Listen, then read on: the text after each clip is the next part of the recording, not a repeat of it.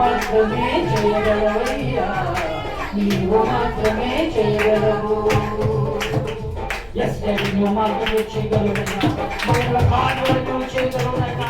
ఇంకా తలపులతో ఉన్నావు సహోదరి, దేవుడు ఇంకా ఎదురు చూస్తున్నావు, ఇంకా ఎదురు నువ్వు ఎదురు చూస్తూ ఉన్నావు. అడుగు, అలా అడుగు. దేవుడిని కార్యములను తగ్గించడానికి ఆయన నీ పక్షంగా ఎంతో చేస్తా ఉన్నాడు.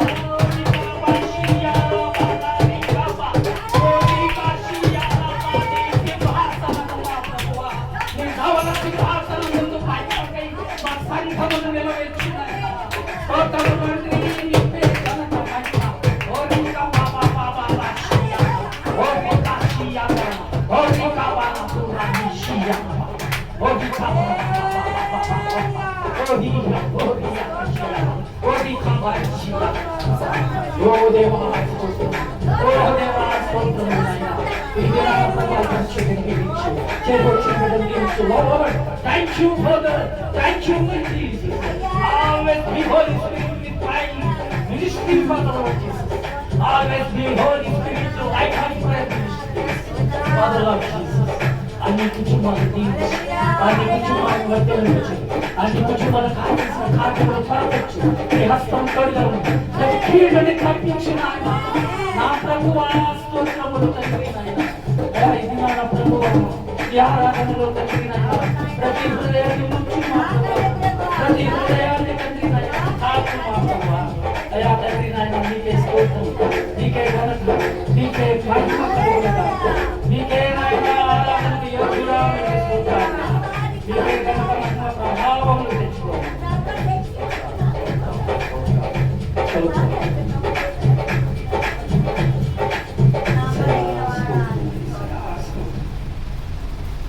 మనుషుని పాపము విడిపించు మార్గం ఏది లేదయ్యా. మనుషుని పాపము నుండి విడిపించు మార్గం ఏది లేదయ్యా.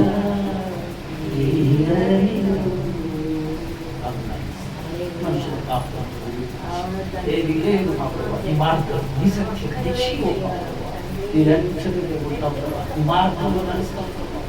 తీర్మానం చేసుకుంటున్నాం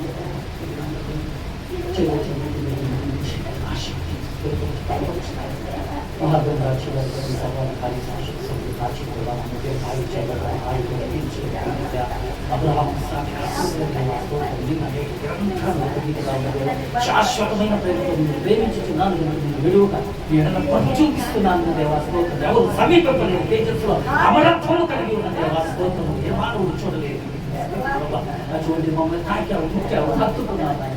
నువ్వు ఏది చూచావు, ఏది నిదానించి కనుగొన్నావు, మా చేతులు ఏది తాకినావు మా ప్రభావ. ఏదైతే హత్తుకున్నావు వాటి గురించి సాక్ష్యం ఇస్తాను. అందులో బట్టి స్తోత్రాలు. చేయవచ్చిన బిడ్డను దీవించి ఆశీర్వదించండి. ఈ ఆరాధన మీ సన్నిధికి చేర్చుకొని చేయవచ్చిన ప్రతి బిడ్డకి ఈవులు దయచేయండి. యేసు క్రీస్తు వారి శ్రేష్టమైన ఈ ఆరాధన సమర్పిస్తున్నాము.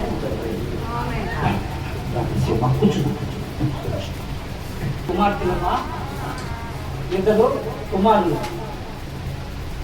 అంగసాల వెంకటేశ్వర గారికి, ఆయన పేరు అంగసాల వెంకటేశ్వర గారు. అంగసాల వెంకటేశ్వర గారి భార్య పేరు అంగసాల మన పేరు మర్చిపోయాను, హనుమాయమ్మ గారు. హనుమాయమ్మ గారు హనుమాయమ్మ గారు సువార్తమ్మ గారు మార్చబడ్డారు. మేము చదువుతాం, మీరు ఎందుకు ఆదేశపడతారు? సువార్తమ్మ గారు మరి పాత దినాల్లో సువార్తమ్మ గారు, హనుమాయమ్మ గారు. హనుమాయమ్మ గారు ఎలా ఉండేదంటే ఆకు ఒక వేసిందంటే అందులో నేను కొడుతుంది. పేడ తీసుకొని ఇల్లంతా అలికేసేది, ఇల్లు మొత్తం అలికేసి దీపారాధన చేస్తే కానీ ఇంట్లోకి బయటకు వచ్చేటువంటి కాదు, అంత భక్తి చేసేది. విగ్రహాలన్నీ వాళ్ళు తెచ్చిపెట్టారో లేదో మాకు తెలియదు, కానీ వాళ్ళ ఇంట్లో ఎప్పుడు రాదా గొప్ప ఒక 20 విగ్రహాలు ఉంటాయి ఆమె తెచ్చింది. ఒక 20 విగ్రహాలు వాళ్ళ ఇంట్లో ఉంటాయి. వాళ్ళ ఇంట్లో ఆ 20 విగ్రహాలకి పూజ చేస్తూ ఉంటారు. పూజ చేసి వాటికి పసుపు కుంకుమ బొట్టు రాసి కొబ్బరికాయ కొట్టి అటువంటి, అంటే వాళ్ళు ఎవరంటే జానకర్తల వారెవరు ముత్తైదుడో ఏదో వాళ్ళు అనేవారు. అయితే వాళ్ళ ఇంటి పక్కన పెద్ద బావి ఉంటుంది. ఆ బావి పేరు రామనేల బావి. ఆ బావి దగ్గర వాళ్ళు నివాసం చేసేటప్పుడు ఆ బావి చుట్టూరు ఇంతకు ముందు పెద్దలు ఏర్పరిచినటువంటి శిలా విగ్రహాలు ఉన్నాయి. రోజులు గడిచిపోయిన తరువాత అక్కడంతా నివాస ప్రాంతాలు ఏర్పడిపోయినాయి. ఆ నివాస ప్రాంతాలలో వీరు అక్కడ నివాసం చేస్తూ ఉన్నారు. అయితే వీరుకున్నటువంటి పాతకాలపు యొక్క భక్తిని బట్టి, విగ్రహాల యొక్క భక్తిని బట్టి ఎప్పుడు కూడా వాటిని పూజించి ఆరాధించి రూపాయలు కొట్టి శ్రేష్టమైనటువంటి పూజ చేశారు. అట్టాంటి పూజ కాదు, ఉపవాసాలు ఉన్నారు. అప్పుడు ఉన్నటువంటి ఉపవాసాలకి సంబంధించి ఇప్పుడు గ్యాస్ట్రిక్ ట్రబుల్ వచ్చింది. ఎంత పశువు పూసిందో అంత గ్యాస్ట్రిక్ ట్రబుల్ వచ్చింది. యేసుని సొంత రక్షకుడిగా అంగీకరించడానికి కారణం ఆమె చెబుతారు, ఆ రక్షణ సాక్ష్యం వర్తగా. అటువంటి స్థితిలో ఉన్నాం. అయితే నేను 2000 సంవత్సరంలో మరి అక్కడ ఒక పిల్ల ఉండి చూద్దాం రండి అన్నారు. సరే నేను వెళ్ళి చూడగండి, ఎవరున్నారు? విజయలక్ష్మి గారు ఉన్నారు. అక్కడ ఎదురుగా కూర్చోబెట్టారు. నాకేమో మహా సిగ్గు. నేను ఆ మొహమ్మడు ఇలా తలదించుకున్నా. ఆమె నా సాయి చూసి నాకు పరీక్షలు కడుతుంది. మరి ఇట్లా ఏం మాట్లాడేంటి అది మాట్లాడినప్పుడు నేను ఒకే సిట్టింగ్లో చెప్పేసి ఏదైతే ఏమైంది, పెద్దలు నిర్ణయించారు, పెద్దలు చూశారు, పెద్దలు ఇష్టం, మన ఇష్టం కాదు, పెద్దలన్నీ మనకి మంచిగా చేస్తారనేటువంటి ఉద్దేశం. మీ ఇష్టం అని చెప్పేసి నేను వచ్చేసిన తర్వాత వాళ్ళ నాన్నగారు, ఆ తర్వాత అక్కడ మన కంచి రోడ్లో మా మరుగురు వాళ్ళు ఉన్నారు కదా, ఆ ఏరియా మొత్తం. అప్పట్లో మా బావగారు కొద్దిగా పొగ చేస్తా మీ ప్రాంతంలోనే మన పొదిలి దగ్గర, ఈ పొదిలి నుంచి వెళ్ళేది వాటర్ రోడ్, పొదిలి దగ్గర నుంచి కొండేపల్లి దగ్గర ఆ రోడ్లో పొగాకు పెద్ద ఒక 10 ఎకరాల పొలం పౌరులు తీసుకొని ఆయన ఇల్లు కాగితాలు తాకట్టు పెట్టి లోన్ తీసుకొచ్చి పొగాకు పంటేసి బ్యాటరీలకేసి పోకటేసి వాటన్నిటిని కాల్చేది. అంత నష్టం వచ్చింది. అంత నష్టం వచ్చినప్పుడు వాళ్ళు ఏం చేశారు, డబ్బులు కట్టలేకపోయినప్పుడు వాళ్ళు ఏం చేశారు, కోర్టు చేశారు. ఆ కోర్టులో ఉంది. అయితే వీళ్ళకి వాళ్ళ నాన్నగారి కుమారుడు, పెద్ద కుమారుడు శేషు వాళ్ళ మిత్రుడు లాయర్ ఉన్నాడు, అడ్వకేట్. అతనంతా ఒక సర్కిల్, వాళ్ళ ఫ్రెండ్ సర్కిల్ అనమాట. ఆ ఫ్రెండ్ సర్కిల్లో ఉండి వాళ్ళ దగ్గర కోర్టులోకి వచ్చినప్పుడు ఆస్తిని బట్టి నాకేం నిశ్చితార్థం అయిపోయింది. నిశ్చితార్థం అయింది. వాళ్ళు కనుక్కున్నారు, అయ్యా వాళ్ళ దగ్గర ఉన్న ఆస్తిలో కొద్దిగా కోర్టులో ఉందంట, గొడవలో ఉందంట. అంటే మిగతా వాళ్ళంతా ఇబ్బంది పడిద్దేమో అమ్మాయి అది ఆలోచన చేస్తే మా మామగారు నిలబడి నిశ్చితార్థం అయిపోయిన అబ్బాయి గుడిసెలో ఉన్న రేఖలు ఉన్న ఒట్టి చేతులతో నా దగ్గరికి వచ్చిన, మనం ఒకసారి మాటిచ్చాం ఇస్తామని, ఆ మార్చికి ఇల్లు తీసే పని అని ఆ అమ్మాయిని మార్చి వివాహం చేశారు. అటువంటి వ్యక్తి, మంచి వ్యక్తి, మాట మీద నిలబడేటువంటి వ్యక్తి, ఎవరితో కూడా ఎక్కువ తక్కువగా మాట్లాడేటువంటి వ్యక్తి కాదు. ఎక్కువ సైకిల్తోనే మాట్లాడతారు, ఎక్కువ నోటిని కూడా దూసుగా వాడడం. ఇప్పుడు అలాగే నేను ఇట్టంటాడంటే ఎక్కువ కూడా మాట్లాడాలి. అంత మంచి మనసు అయితే అక్కడ పర్వగట్లో కూడా ఎవరికి హాని చేయగలిగిన వాడు కాదు. అందరిలో మంచి పేరు ఖ్యాతిని తెచ్చుకున్నటువంటి వాడు. ఒక మనం సెమీ క్రిస్మస్ వేడుకలు జరిగించాం కదా బలమిట్లో. అప్పుడు బలమిట్లో సెమీ క్రిస్మస్ వేడుకలు జరిగించినప్పుడు ఆ వేడుకల్లో కూడా ఆ వార్డు కార్పొరేటర్ గారు కూడా వచ్చి మేమెవరేం చెప్పలేదు, అమ్మ నువ్వు ఈ విధంగా వచ్చి ప్రజలకి గ్రీటింగ్స్ చెప్పు, semi Christmas greetings, new year greetings చెప్పు అని చెప్పి మేము ఆమె రిక్వెస్ట్ చేసి వేదిక మీదకి ఆహ్వానించినప్పుడు ఆమె వచ్చి నేను ఒక సాక్ష్యం చెప్పాలి అతని గురించి అని ఆమె ప్రత్యేకంగా వారితో మాట్లాడారు. చూడండి, సాక్ష్యం కావాలి మనకి. మనం బ్రతకటం, అందరం బ్రతుకుతాం, అందరం మరణిస్తాం, అందరం మృతి పొందుతాం, కానీ మంచి పేరు, ఖ్యాతి, సుగంధ తైలము కంటే మంచి పేరు లేదు. మంచి పేరుని సంపాదించుకున్నాడు. 3 కుమార్తెలకు కష్టపడి రెక్కలు ముక్కలు చేసుకొని వివాహాలు జరిగించాడు. మంచి అల్లుడిని దేవుడు మహాకృపను బట్టి, ఆయన కొన్ని మంచితనాన్ని బట్టి వారి 3 కుమార్తెలకు మంచి అల్లుడు దొరికారు. హాని చేయదగినటువంటి అల్లుడు కాదు. అందరూ కూడా మాటకు లోబడినటువంటి వారు, అందరూ కూడా ఎవరు కూడా ఇబ్బందికరంగా హానికరంగా కుటుంబాలు పొందటువంటి కాదు. వారి దగ్గర ఉన్నా లేకున్నా, పచ్చడి పెట్టినా పలావు పెట్టినా తిన్నాం.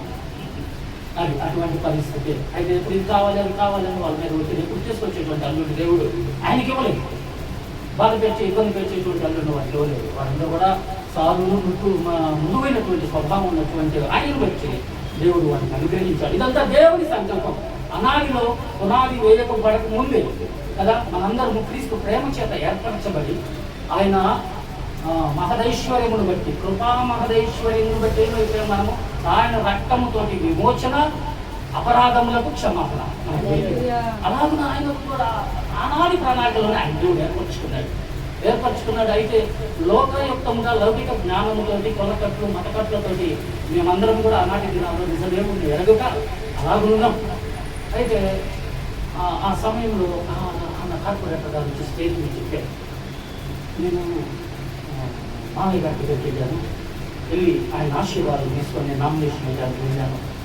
ఎంతో దిగ్విజయంగా ఏమైపోతుందో నన్ను దీవించండి మామయ్య గారు, నన్ను దీవించండి అని చెప్పి ఆయన పాదాలు పట్టుకొని నేను అడిగాను. నువ్వే గెలుస్తావు, ఖచ్చితంగా నిండు మనసుతో దీవించాడు, ఆశీర్వదించాడు. నన్ను వెళ్ళి ఆమె నామినేషన్ వేసింది. ఎలక్షన్స్కి వెళ్తా కూడా మళ్ళీ వచ్చి ఆయన దగ్గర బ్లెస్సింగ్స్ తీసుకొని వెళ్ళిపోయింది. నేను చెప్పి సాక్షిగా నా దగ్గర రికార్డెడ్ పరంగా ఉంది, అదంతా కూడా నేను రికార్డ్ చేసి పెట్టాను. అదంతా కూడా చాలా చక్కగా ఆయన గురించి మాట్లాడారు. ఆ సందర్భాన్ని బట్టి చాలా సంతోషమైన మా హృదయాలతో. ఆయన లేకపోయినా ఆయన మంచితనం ఈరోజు మాట్లాడుతూ ఉంది. మనలో ఉండేటువంటి మృతులు ఆయన చాలా మంది వెళ్ళిపోయారు, కానీ వారి మంచితనం ఈరోజు మనతో మాట్లాడుతూ ఉంటారు. ఆయన ఇదే మన జ్ఞాపకం చేసుకోవటం అనేది. ఆమె వచ్చి మరి ఆమె గెలిచిన తర్వాత, విక్టరీ అయిన తర్వాత, వాటి కార్పొరేటర్ అయిన తర్వాత మళ్ళీ వచ్చి ఆయన ఆశీర్వాదం చేస్తుంది. నేను గెలిచాను, మీరు జీవించారు, ఆశీర్వదించారని అని చెప్పేసి ఆయన బ్లెస్ తీసుకుంది. అది కూడా ఆయన యొక్క మంచితనాన్ని బట్టి, ఆయన యొక్క సాత్వికాన్ని బట్టి, మృదుతనాన్ని బట్టి ఎవరికి హాని చేయదు. ఉదయాన్నే పని మీద కూర్చుంటే రక్తం ఒక పక్కన కారిపోతూ ఉండేది. రేకులు కొట్టి టంపెట్లు తయారు చేస్తాడు ఆయన.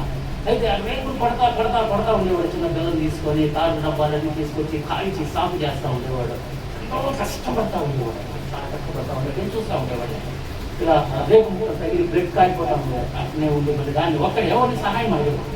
అది ఎత్తగరండి, ఇది ఎత్తగరండి, ఆ పౌడర్ ఎత్తగరండి, పసుపు ఎత్తగరండి అని అడిగేటువంటి తత్వం ఉండదు. అట్నే కూర్చుని ఏదో ఒకటి చూసుకొని పని చేసి సాయంత్రానికి చక్కగా అంత వేగం పనిలో సాయంత్రానికల్లా చదువు మళ్ళీ ఒక 25-30 జట్టులు తయారు చేసి బండి ఒక్కడే కట్టింగ్ తయారీ మొత్తం ఒక్కడే చేసి ఆ బండికి ఎక్కించి సాయంత్రం పంపించి చక్కగా మళ్ళీ పొయ్యి ఎరిగించుకొని వేడి నీళ్ళు పెట్టుకొని వేడి నీళ్ళు దాచుకొని చక్కగా స్నానం చేసి శుభ్రంగా గోకులు పౌడర్ వేసుకొని, ఏ పౌడర్ శుభ్రంగా గోకులు పౌడర్ వేసుకొని నల్లగా ఉంటాడమ్మా మా బాబా, తెల్లగా అయిపోతాడు సాయంత్రానికి. శుభ్రంగా గోకులు పౌడర్ వేసుకొని చక్కగా ఐరన్ బట్టలు వేసుకొని చక్కగా జేబులో చేపెట్టుకొని కోర్టు సెంటర్కి వెళ్ళిపోతాడు. వాళ్ళ సర్కిల్ మళ్ళీ వాళ్ళ స్నేహితులతో కలిసి మాట్లాడి మళ్ళీ సమయం 8:30 అంతా మళ్ళీ ఇంటికి వచ్చేస్తాడు. ఎక్కువ కూడా ఉండదు. అలాగే నా జీవితం ఉండే ఆఖరి క్షణాల్లో, ఆఖరి దినాల్లో ఆయనకి థ్రోట్ క్యాన్సర్ లాగా వచ్చినప్పుడు కూడా ఆయన దేవుడిని చివరి క్షణంలో సొంత రక్షకుడుగా అంగీకరించి దేవుడికి అయ్యా నేను బాప్తీసం తీసుకుంటానయ్యా ఈ అన్నాడు. బాప్తీసం తీసుకుంటానంటే ఆయనకి ఏమో పరిస్థితి బాగలేదు. ఆఖరి దినాల్లో ఉన్నాడు. ఫుడ్ వెళ్ళట్లేదు, ఏం చేయాలో తెలియదు. ఫుడ్ వెళ్ళట్లేదు. నేను కాబట్టి బాప్తీసం ఇచ్చానని నేను తీసుకెళ్ళి ఏదైనా నీళ్ళలో ముంచి బలి తీసుకొచ్చాను. ఆయన తీసుకొచ్చిన తర్వాత ఏమన్నాడు, గలవకలు ఏదైనా అయిందనుకో, ఇంకేముంది ఆయన తీసుకెళ్ళాడు, నీళ్ళలో ముంచాడు, లేకపోతే 50 సంవత్సరాలు వచ్చి దాన్ని వేసాడు. అందుకని నాకు ఏం చేసి సరే నేను మా ఇష్టాలే కంగారు పడబాకని దేవునిలో ప్రార్థన చేసి నీటి ద్వారా బాప్తిస్తం పొందిన ఆత్మ ద్వారా బాప్తిస్తం పొందుకొని దేవుని సొంత రక్షకుని అంగీకరించి దేవుని ఎరిగి చివరిలో వాక్యం విని ప్రతిరోజు నన్ను పిలిచేవాడు. ఏడున్నట్టు తనేవాడు అని చెప్పు వాక్యం చెప్పేవాడు. వాక్యం ఉంటా ఉండేవాడు, వాక్యం ఉండేవాడు, వాక్యం అంగీకరించేవాడు.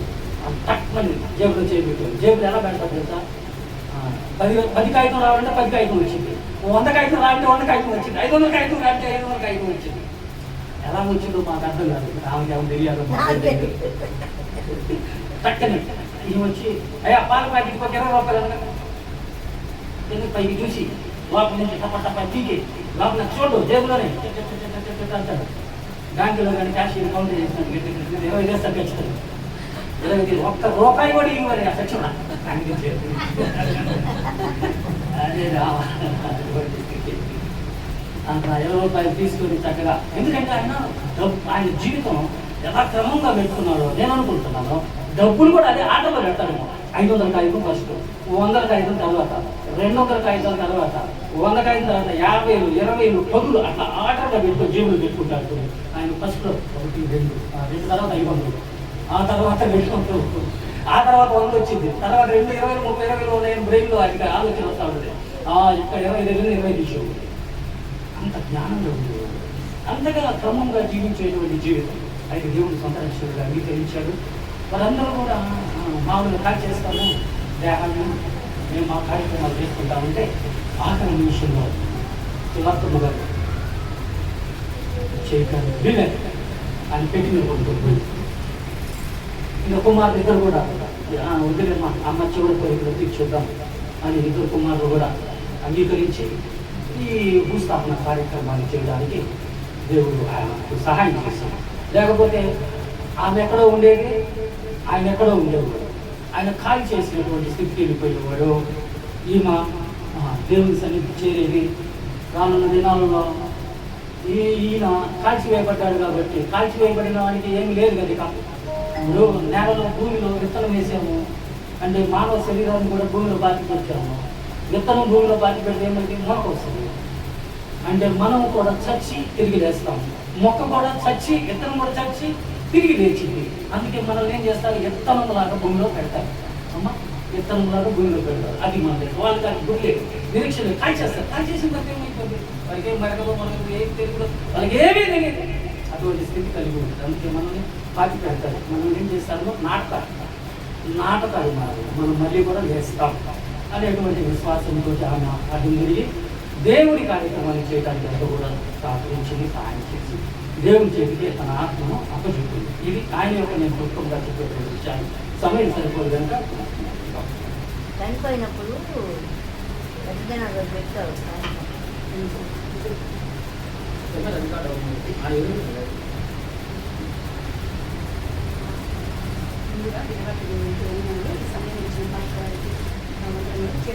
మైక్ ఆన్ చేస్తున్నాను.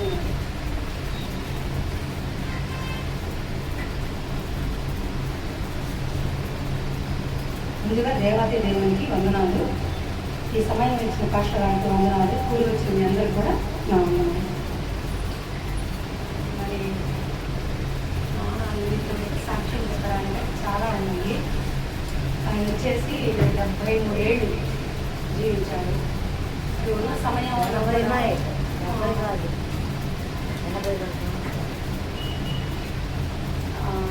ఏళ్ళు దాకా జీవించాడు. మరి బట్టి దినములన్నీ కూడా ఆయనకు వచ్చేసి 9 అన్నదమ్ముళ్ళు, 3 అక్క చెల్లెలు వాళ్ళందరికీ కూడా ఆయన వివాహం చేశారు. తర్వాత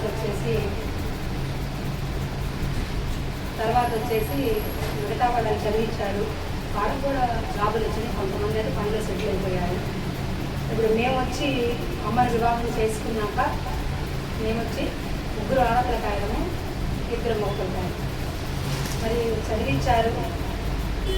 కుమార్తెలకది వివాహం జరిగింది 3కి. ఆ 3కి అల్లుడు కూడా మంచి వాళ్ళు వచ్చారు. 2 పిల్లలకైతే మొక్కలకాయ, ఒక అబ్బాయికి అయితే మెడికల్ ప్రాజెక్టు, 2వ అబ్బాయి అయితే బంగారం గుర్తు. అలా సెటిల్ అయిపోయారు. మరి ఆయన బతికిన దినములన్నీ కూడా చాలా కష్టపడి మమ్మల్ని సాగుతూ వచ్చారు. లాస్ట్ టైంలో అయితే ఆయన యాక్టివ్గానే ఉన్నాడు, కానీ క్యాన్సర్ అని తెలవలేదు మాట. దాదాపు 1 నెల రోజులు మాత్రం చాలా ప్రయాసపడ్డాడు. మరి ట్రీట్మెంట్ అంతా తీసుకున్నాడు, బ్రతుకుతాడని అని అనుకున్నాం మేము.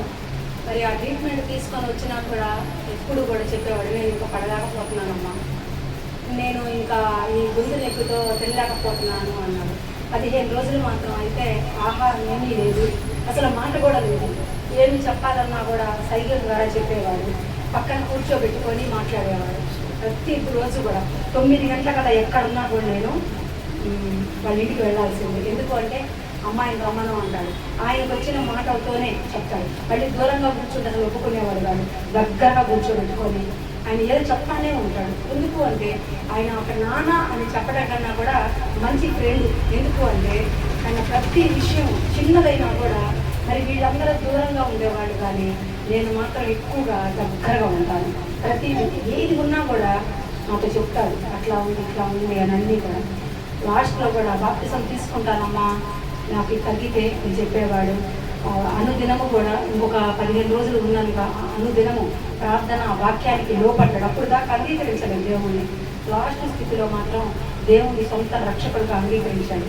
మరి ఆ శుక్రవారం దినమనైతే 3 గంటల సమయంలో కొన్నేళ్ళుగా తన ఇంట్లో ప్రార్థన పెట్టుకున్నట్టు మరి ఆడపిల్లలందరినీ కూడా చేర్చుకొని ఆయన కుటుంబంలో ప్రార్థన పెట్టుకున్నారు. మరి ఆదివారం దినమున 11వ తారీఖు మే 11వ తారీఖున ఆయన లాస్ట్లో కూడా మేమందరం పక్కనే ఉన్నాము. అమ్మ, నేను, మరి పాస్టర్ గారు అయితే, చిన్న కుమారుడు అయితే అందరూ ఉన్నాము. అలాగే చూస్తూ మా చేతుల్లోనే ఆయన ప్రాణం పోయింది. నేనైతే అనుకున్నా ఇంకా కొన్ని రోజులు ఉంటే బాగుంది అని. మీరు అనుకోవచ్చు 73 ఏళ్ళు కదా అని, కానీ 73 ఏళ్ళు అయినా కూడా ఆయన ఇంకొన్ని దినాలు ఉంటే బాగుండు అని. ఎందుకు అంటే ప్రతి విషయంలో కూడా బాగా మాట్లాడేవాడు.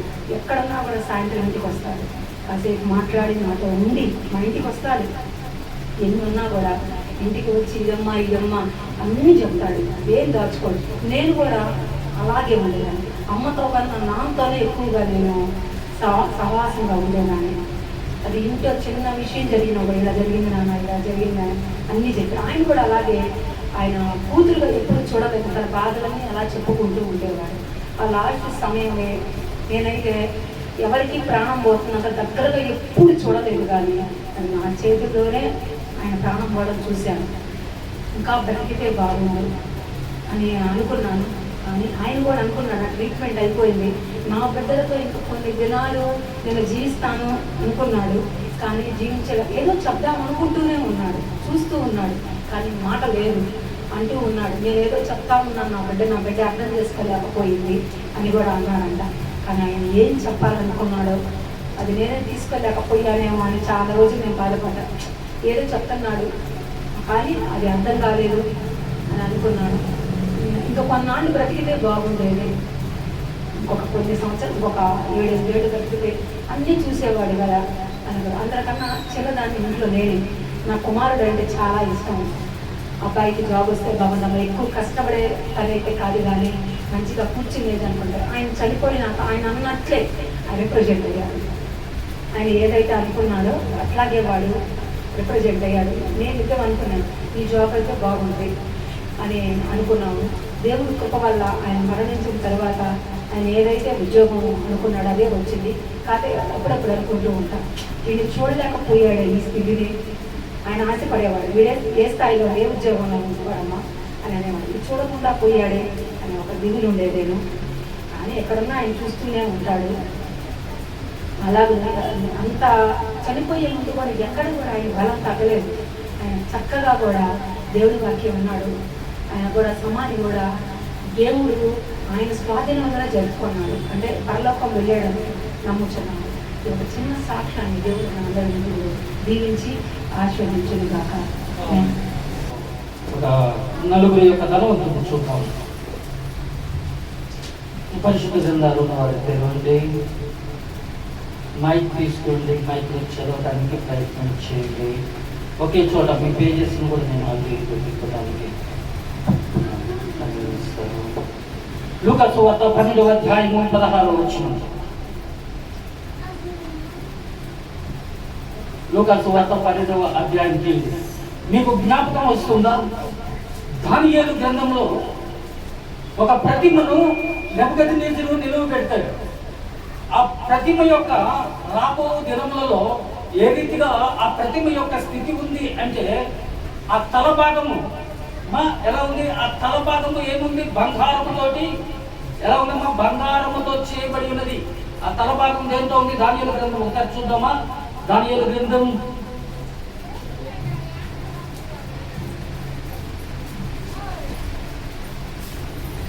దానియేలు గ్రంథం 2వ అధ్యాయంలో 32వ వచనం. ఆ ప్రతిమ యొక్క శిరస్సు మైక్ తీసుకుందాం మరి రికార్డు.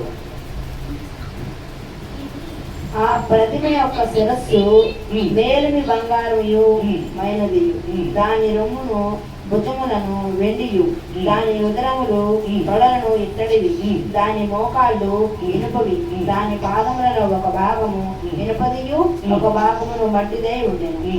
మరియు చేతి సహాయము లేక తీయబడిన ఒక రాయి ఇనుమును మట్టియు కలిసిన ఒక ఆ ప్రతిమ యొక్క పాదముల మీద పడి దాని పాదములను తుత్తు నీరుగా వెరగొట్టునట్టు తమకు కనబడెను. ఆ ప్రతిమ యొక్క శిరస్సు మేలిమి బంగారం లాగా ఉంది. శిరస్సు ఎలా ఉందమ్మా? మేలిమి బంగారము. ఛాతి భాగం ఎలా ఉంది? రొమ్ము భాగము వెండి. దాని ఉదరం ఎలా ఉంది? ఉదరము పొడలు ఇత్తడివి. దాని మోకాళ్ళు ఎనపవి. దాని పాదములో ఒక భాగం ఎనపదియు మట్టియు అయినది. నెబుకద్నెజరు ఆ తల భావము కనుగొనడానికి ఒక ప్రతిమను నిలవబెట్టి, ఆ నిలవబెట్టినటువంటి దానికి దానియేలుకు భావం చెప్పమనగా దానియేలు భావం చెప్తున్నాడు. రాజా, ఈ తల ఎలాంటిది? బంగారంతో ఉంటుంది. కింద ఉండేటువంటి ఈ ఛాతి భాగము దేనితోటి? వెండితోటి ఉన్నది. ఉండేటువంటి ఉదర భాగము దేనితోటి ఉందమ్మా? ఇత్తడితోటి ఉంది. మోకాళ్ళు దేనితోటి ఉన్నాయి? ఇనుముతోటి ఉన్నాయి. అరికాళ్ళు వేలు దేనితో ఉన్నాయి? ఇత్తడియు మట్టియు కలిసి ఉన్నాయి. అంటే ఏంటో తెలుస్తుంది అది అర్థము. నెబుకద్నెజరు కాలంలో పరిపాలిస్తున్నటువంటి నెబుకద్నెజరు ఈ కాలంలో నువ్వు పరిపాలిస్తున్నావు కనుక నీ పరిపాలన అంతా బంగారుమయంగా ఉంటుంది. తర్వాత నీ రాజ్యం అయిపోయిన తర్వాత ఎవరు వచ్చారు? రాజ్యం అయిపోయిన తర్వాత దానియేలు చరిత్ర అయిపోయిన తర్వాత ఎవరు వచ్చారమ్మా? బెల్షస్సరు వచ్చాడు. బెల్షస్సరు అయిపోయిన తర్వాత ఎవరు వచ్చారు? కాలానికి మాదియా పారసీక దేశాలు వచ్చారు. మాదియా పారసీకుల దేశము పరిపాలించిన రాజు ఎవరు? కోరేష్ కాలంలోకి వచ్చేస్తుంది. అంటే ఏమిటి? ఈ భాగము వచ్చేసేది ఎవరు వస్తారంటే ఛాతి భాగము పారసీక దేశమైనటువంటి కోరేష్ పరిపాలన చేస్తాడు. అలాగే ఉదర భాగం వచ్చేసేళ్ళకి ఎవరు పరిపాలిస్తారు అంటే గ్రీకు దేశస్తులు పరిపాలిస్తారు.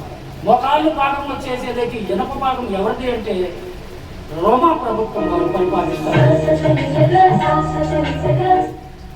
ఈ రోమా ప్రభుత్వం వారు పరిపాలిస్తారు. కింద మట్టి ఆ ఇనుము ఈ వేలుని ఎవరు పరిపాలిస్తారు అంటే ఐరోపా సమితి అనగా ఈరోజు ప్రజాస్వామ్య దేశం అంటే ఓటింగ్ సిస్టమ్ ద్వారా ఏర్పడుతుంది. రోమా కాలంలో ఎవరు పుట్టారు? మోకాలు ఉండేటువంటి కాలంలో ప్రభు అయిన యేసుక్రీస్తు వారు రోమా ప్రభుత్వ కాలంలో ఆయన పుట్టారు. ఆ పైన కాలం ఏమిటి? కోరేష్ కాలం. మాదియా పారసీక దేశమును పరిపాలిస్తారు. 6వ అధ్యాయంలో మనకు కనపడతాడు ఈయన దానియేలు గ్రంథంలో.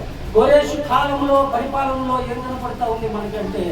న్యాయం కనపడుతుంది, ధర్మం కనపడుతుంది. కోరేషు కాలంలో 2వ మందిరం కట్టడానికి యెరూషలేమునకు కోరేషు పంపించాడు. ఎందుకు కోరేషు పంపించాడు? ఒక అన్యుడు యెరూషలేము గుడి కట్టడానికి ఎవరు పంపించారమ్మా? ఇజ్రాని పంపించారు. ఎవరు పంపించారు? ఇజ్రాని పంపించారు. ఇజ్రా భిన్నందించేవాడుగా ఉండేవాడు. ఇజ్రాని పంపించినప్పుడు ఎలా పంపించాడు? స్వేచ్ఛ అర్పణనిచ్చి పంపించారు. ప్రకటన చేశారు. వారు మందిరం కడుతున్నారు, ఆ మందిరానికి కావలసినటువంటిదన్నీ కూడా మీరు సహాయం పంపించండి అని ఆయన పంపించారు. దేవుడి చేత అభిషేకించబడిన వాడిని 53వ యెషయా గ్రంథంలో రాయబడి ఉంటుంది మాట. అన్యుడిని కూడా దేవుడు అభిషేకించాడు కదా. అటువంటి స్థితి కలిగి ఉన్నటువంటి ఆయన మరణమైపోయినప్పుడు దేవుడు అతని మరణాన్ని గొప్పగా చేశాడు. ఎలా చేశాడంటే ఆ మాదియా పారసీక దేశ కాలం అయిపోయిన తర్వాత వచ్చిన సామ్రాజ్యం ఏమిటి? గ్రీకు సామ్రాజ్యం వచ్చింది. గ్రీకు సామ్రాజ్యాన్ని పరిపాలించింది ఎవరు? ఫిలిప్పు పత్రికలో ఉండదు కదా. ఫిలిప్ యొక్క కుమారుడు ఎవరు? Alexander, the great Alexander. ఈ అలెగ్జాండర్ పరిపాలించేటప్పుడు అలెగ్జాండర్ ఎక్కడికి వెళ్ళినా, ఏ ప్రాంతంకి వెళ్ళినా, ద గ్రేట్ అలెగ్జాండర్ ఎక్కడికి వెళ్ళినా కూడా ప్రతి ప్రపంచాన్ని గెలిచేవాడు. ఆయనకి తిరుగులేని సామ్రాజ్యం స్థాపించాడు. ప్రతి ప్రాంతంలో ఏం చేశారమ్మా అలెగ్జాండర్? ఇది తెలుసు కదా, పుస్తకాల్లో చదువుకున్నారా? అలెగ్జాండర్ అనేక ప్రాంతాల్లో తిరిగాడు. తిరిగి ప్రతి దేశంలో తన అడుగు పెట్టిన భూభాగం అంతా తన దైపోవాలని ప్రపంచాన్ని గెలిచినటువంటి వాడు. అయితే ఒక దినాన ఆ ప్రాంతంలో నుంచి వెళ్తా ఉన్నాడు, మాదియా పారసీక దేశ ప్రాంతంలో నుంచి వెళ్తా ఉన్నప్పుడు కోరేషు సమాధి కనపడింది. కోరేషు సమాధి మీద తన చరిత్ర రాయబడింది. తన చరిత్ర రాయబడింది. ఎలా ఉంది? దేవుని నిద్రించిన వారు ధన్యులు. మనం ఇప్పుడు మన సమాధుల మీద కూడా రాయబడతా ఉంది అనేక వచనాలు. అలా ఆయన పేరు రాసినప్పుడు, ఆయన హిస్టరీ రాసినప్పుడు, ఆయన యొక్క జ్ఞాపకం చేసుకున్నప్పుడు, ఆయన జ్ఞాపకార్థముగా ఈయన జ్ఞాపకం ఇచ్చినప్పుడు అంత మహారాజు తన పై వస్త్రమును తీసి, తన కోచును తీసి ఆ సమాధి మీద కప్పి ఆయన ఏం చేశాడు? సెల్యూట్ చేశాడు. ఇటువంటి రాజులు ఉండాలి, అటువంటి రాజులు ఉండాలి, అటువంటి నాయకులు ఉండాలి. అటువంటి స్థితి కలిగినటువంటి దేశాన్ని పరిపాలించే వాళ్ళు ఎలా ఉండాలమ్మా? ప్రజలందరినీ కూడా కన్నబిడ్డలే చూసుకోవాలి. అది అన్యులైనా, గ్రీకు దేశస్తులైనా, రోమా దేశస్తులైనా, భారతదేశము పరిపాలన దక్షిణ కలిగి ఉన్న వారందరూ కూడా ప్రజలను ఎలా చూసుకోవాలి? కన్నబిడ్డలాగా చూసుకోవాలి. కుల మత వ్యవస్థలను తీసివేసి అందరూ ప్రజలంతా కన్నబిడ్డల చూసుకునేటువంటి వాడు రాజు ఉండాలి. మతాలను ద్వేషించేవాడు రాజు కాదు. ఒక మతానికి కొమ్ము కాసేటువంటి వాడు నాయకుడు కాలేదు కదా. అటువంటి స్థితి కాకుండా కోరేషు అందరినీ పరిపాలించేటువంటి స్థితి ఉంది కాబట్టి ద గ్రేట్ అలెగ్జాండర్ కూడా తన కోటు విప్పి ఆయన మీద వేసి ఆయనకి సెల్యూట్ చేశాడు. అంత మాత్రమే కాదు, అలెగ్జాండర్ ఎంత దేశాన్ని జయించాడు. ఒకనాడు ఆయన దోమకుట్టి మరణ పడకల మీద ఉన్నప్పుడు, ఆ విశ్రాంతి దినములకు వెళ్ళిపోతున్నప్పుడు, ఇక నేను బ్రతకను అనుకునే దినాలు వచ్చినప్పుడు, ఆ వ్యాధితో బాధపడుతున్నప్పుడు, ఆ మంచం మీద కాయిలా పడిపోయినప్పుడు వైద్యులను పిలిచాడు.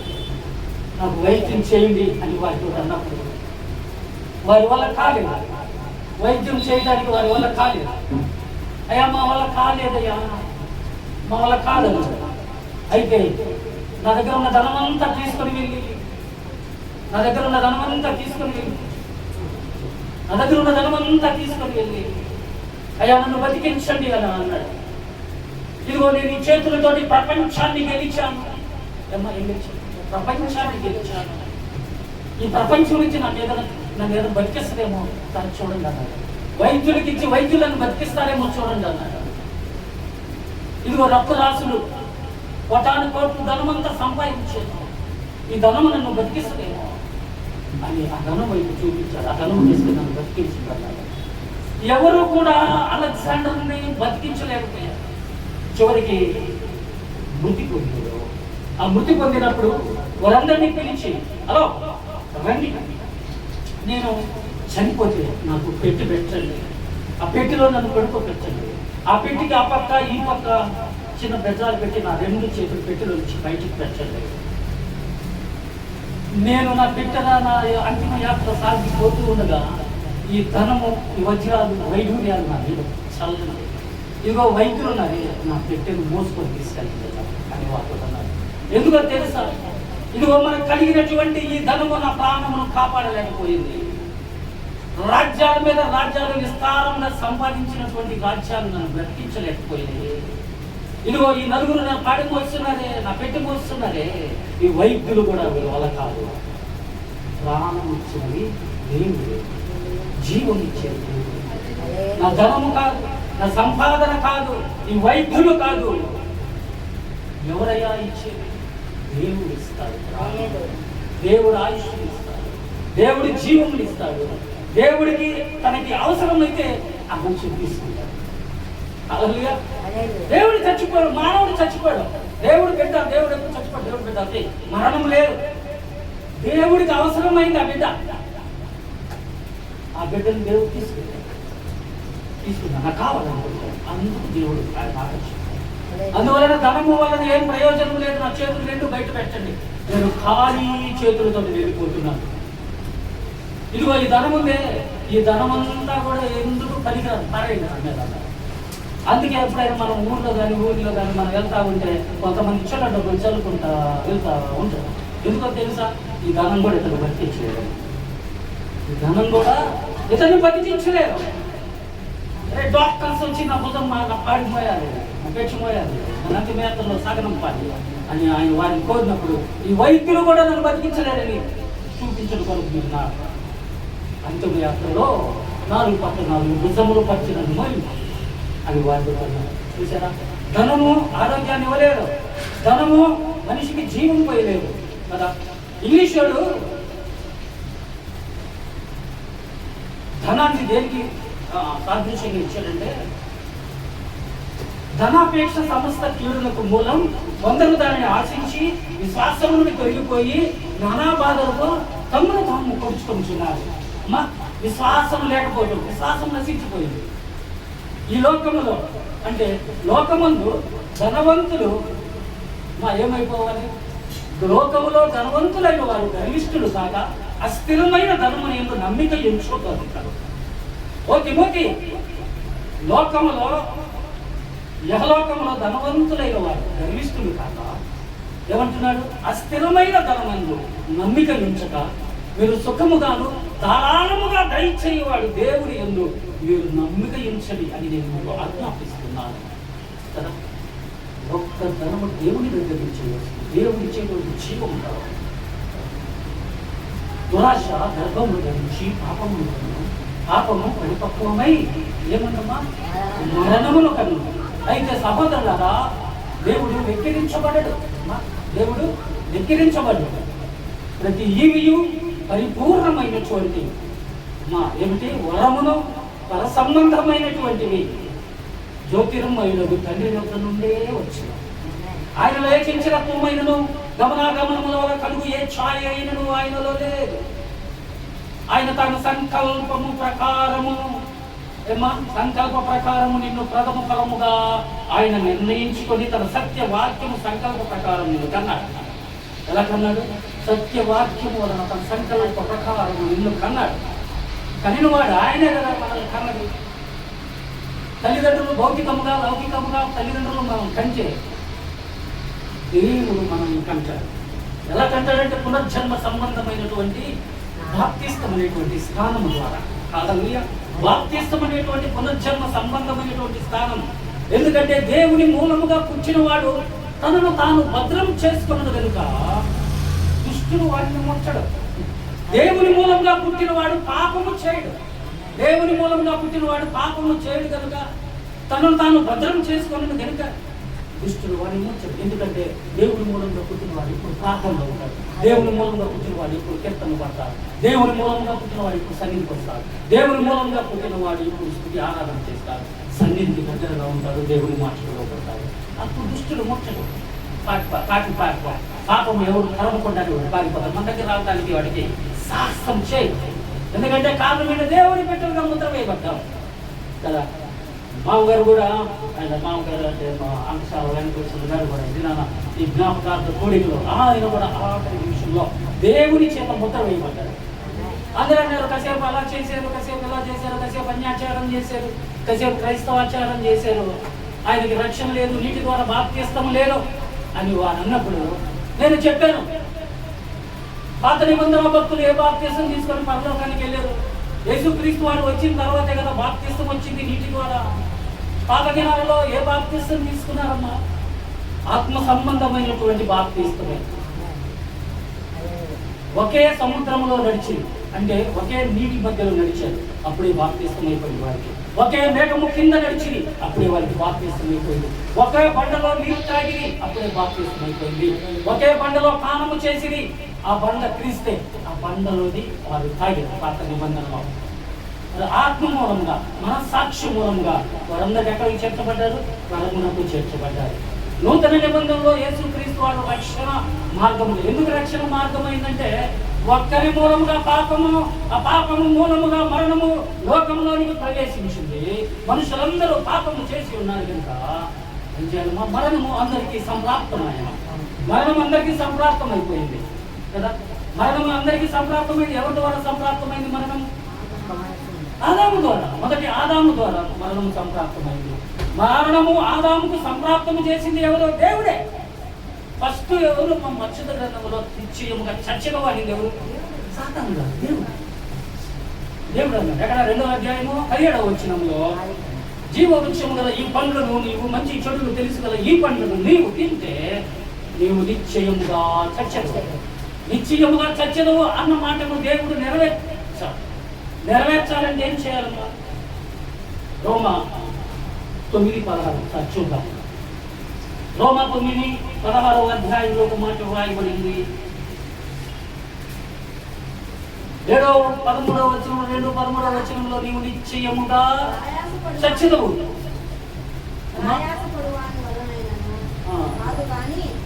అమ్మా ఎబ్రీ 9:16 చదవండి. ఎబ్రీ పత్రిక 9:16.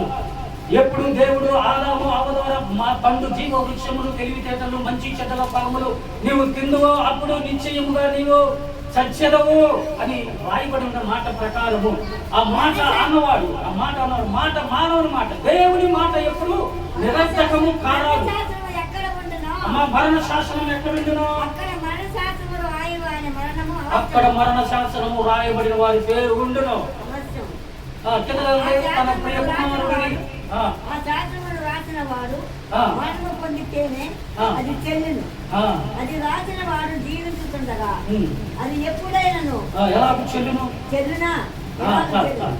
మరణ శాసనము ఎక్కడ రాయబడి ఉందమ్మా? మనం 9:16 మీద ఒకసారి చదవండి. మరణ శాసనము ఎక్కడ రాయబడి ఉన్నదో అక్కడ మరణ శాసనము రాయవాని మరణము అవసరం. చదవండి. మరణ శాసనము ఎక్కడ రాయబడి ఉన్నదో అది రాయబడిన వారికి అవశ్యము. మరణము అవశ్యము. ఎవరు? దేవుడు ఏమి ఇచ్చాడు? మరణం ఎవరికి ఇచ్చాడు? దేవుడు నువ్వు ఆ పండు తింటే నిశ్చయముగా చస్తావు అన్నాడు. చచ్చిపోయాడా? చాలేదు. పండు తిన్నా చచ్చిపోయాడా? చచ్చిపోలేదు.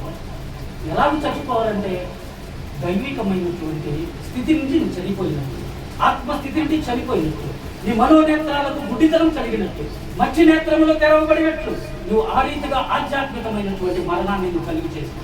అయితే దేవుని నోటి నుంచి వచ్చు ప్రతి మాట ఏమైతే నిరర్థకము కాదు.